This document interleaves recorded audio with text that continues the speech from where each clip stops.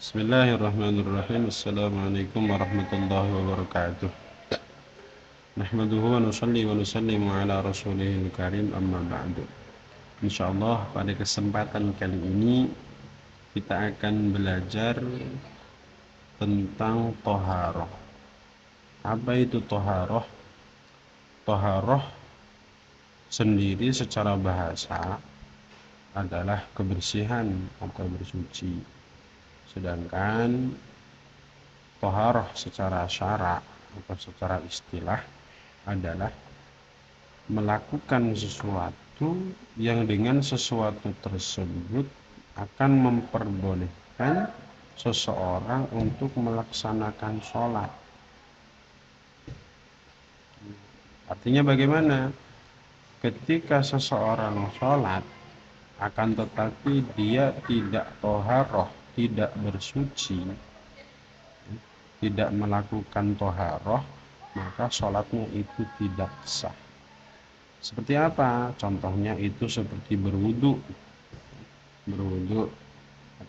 kemudian mandi, menghilangkan najis, tayamum.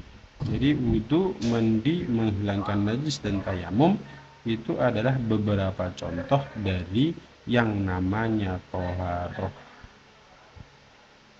Dan adapun perkara yang bisa digunakan untuk bersuci itu ada 3. Secara global yang bisa digunakan untuk bersuci itu ada 3. Yang pertama itu adalah air, dan yang kedua adalah debu, kemudian yang ketiga adalah batu.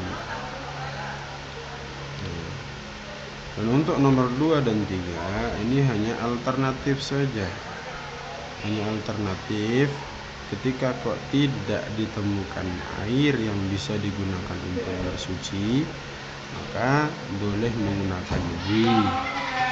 Contoh bertayamum misalnya, tidak didapati air maka boleh tayamum. Ataupun batu, misalnya ketika istinja, ketika cebok, kemudian tidak didapati air misalnya, maka boleh menggunakan batu atau yang semisal dengan batu. Kemudian kita bahas tentang air. Air apa saja yang bisa digunakan untuk bersuci?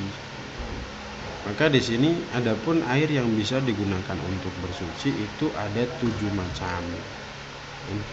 Yang pertama adalah air hujan, kemudian yang kedua air laut, kemudian yang ketiga adalah air sungai, yang keempat adalah air sumur, yang kelima adalah mata air, yang keenam adalah air es, dan yang ketujuh adalah air embun. Sedangkan apabila ada macam air yang tidak termasuk dari 7 macam di atas, berarti air tersebut itu tidak bisa digunakan untuk bersuci. Kemudian dari macam-macam air itu terbagi lagi menjadi 4 macam. Yang pertama ada air yang suci mensucikan dan dia tidak makruh untuk digunakan, seperti contoh air mutlak. Kemudian yang kedua, air suci yang mensucikan akan tetapi makruh apabila digunakan, seperti contoh air musyammas. Apa itu air musyammas? Nanti saya jelaskan di bawah. Kemudian yang ketiga adalah air suci. Air suci akan tetapi tidak mensucikan, seperti contoh air mustakmal atau air yang sudah digunakan untuk bersuci, dan air yang berubah karena bercampur dengan benda yang suci.